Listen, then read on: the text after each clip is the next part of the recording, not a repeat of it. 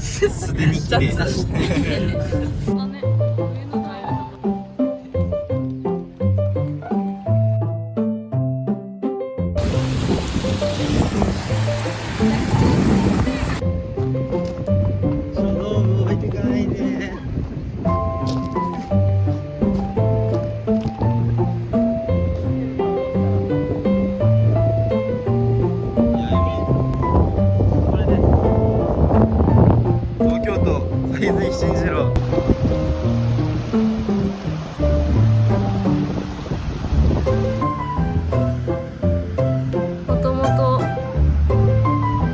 たちは海の下に沈んでたから、こういう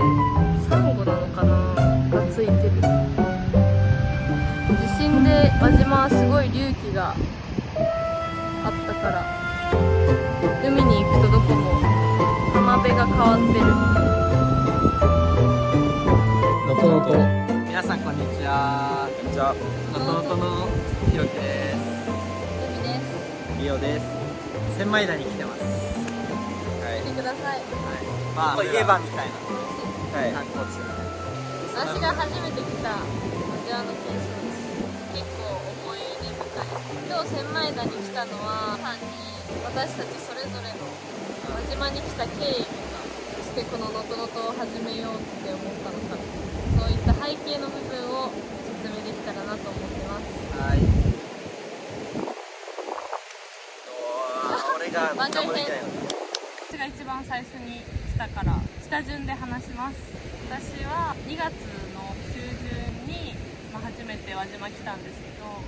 そもそも来ようって思ったのは、震災があって、私ちょうど今休学中なので時間もあるし、能登の方でそういう大変なことがあったけど、自分は神奈川で普通の日常的な生活を送ってて、それにちょっと違和感じゃないけど、なんかできることないかなみたいな感じで、自分ごとにしたかったみたいな気持ちもありました。でそれでボランティア行こうって思って、最初ネットで調べて政府のやつとかにも登録したんですけど、まだその時はボランティアを呼んでなかった。名前だけ登録して反応が全然来なかったから、自分でたまたま Facebook とか見てた時に、高校の知り合いがちょうど輪島に来てて、ボランティアみたいな形で入ってるのを投稿で見て、もし手伝える人とかいたら連絡してくださいみたいな感じで書いてあったので、それを見て DM してで来ることになります。それが最初に輪島に来ることになった経緯です。でそこから、学生主体で引き出ししようってなって2ヶ月ぐらい、2月中旬から4月ぐらいまで引き出しやって、私は3月末ぐらいまで神奈川と行ったり来たりしながら炊き出しを毎日やってて、でその途中でひろきくんもボランティアに来て一緒に炊き出しして出会いました。で今は炊き出しもやってないんですけど、ずっと定期的に来てる。じゃあひろきくんがなぜ輪島に来たんですか？僕はもともと大学1年の時に他のボランティアやってて、でそこの全く災害ボランティアとは別のボランティアでの知り合いが海と同じ、ボランティアをしてて、でそこに誘われて、単身で来ました。でそこからだいたい4月末まで炊き出ししつつ、でその炊き出し終わった直後から、炊き出し終わるまでは僕は大学と輪島を月から水木から日みたいな感じで行ったり来たり毎週してたんですけど、それはさすがにやっぱり続かないなとは思いまして、で5月から炊き出しは終わってしまったんですけど、大学を休学して輪島に、そこからは基本的にずっといます。で現地では瓦礫の撤去とかそういうことじゃなくてお手伝いが多かったんですけど、やっぱその中で自分たちにできることを探したら、YouTube 始めるってことにたどり着きまして、それが今までの僕の経験です。はい。じゃあ最後にリオくん。はい、僕は1月1日はまだ受験生で、受信速報とかを聞きながら友達と勉強してたりとかして、現実逃避に Twitter とか見てたらしんどそうな被災地の方の声とかが目に入ってきて、評定直前だけど手伝えることあったら行きたいなくらいに結構考えてたんですけど、まだ受け入れ体制整ってなくて行かない方がいいなっていう形だったのとか、現実的にあんまり行く術がそんなないなっていうことで直後では動けなかったんですけど、高校の知り合いのひろきくんがボランティアやってることとかを知ってて、でそれしばらくしたらなんか休学したみたいなことも聞いて、そんなに熱入っていろんな判断できるのはすごいことだなって思ったんで、一回見てみようと思って6月の頭らへんに一回来て、でもう一回この能登の活動とかも含めてまた6月末からここに来てます。そんな私たちがなんでこの能登始めたのかっていう経緯を話していきたいと思います。5月末に私久しぶりに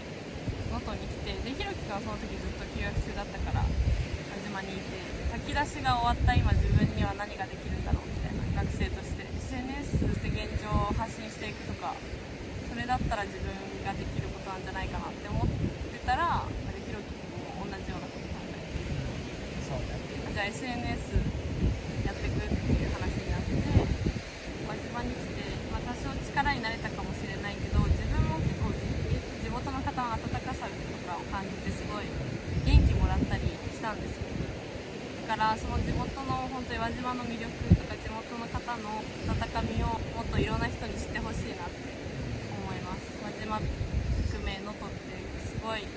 素敵な場所なんだよってことを伝えたいなって思います。これを見ている人全員がここに来れるわけじゃないけど、僕たちが動画を投稿することによって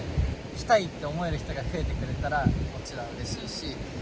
それでさらにリアルを知ってくれる人も増えたらそれはそれで嬉しいし、人の温かみとか景色の凄みは実際に来ないとわからないけど、それが存在するってことだけでも伝えられたら僕たちの役割として結構大きいんじゃないかなと思ってるので、まあ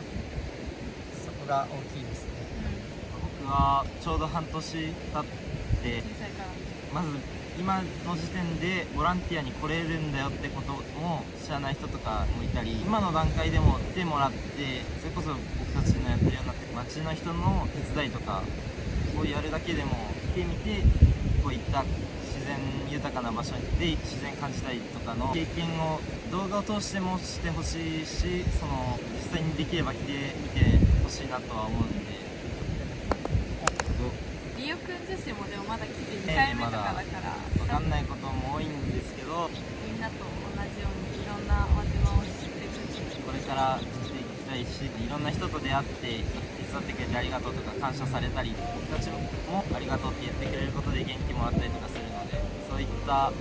でしか得られないみたいな経験は楽しいんだよっていうのを伝えるためにこの活動をやっていきたいなと思ってます。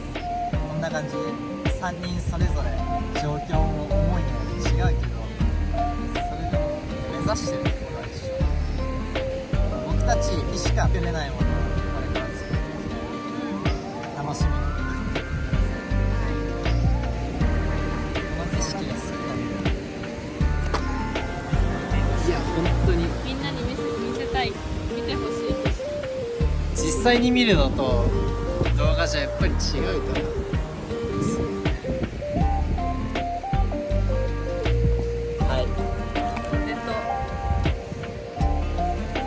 感じながら見てほしい。目指している人いる。お願いします。お願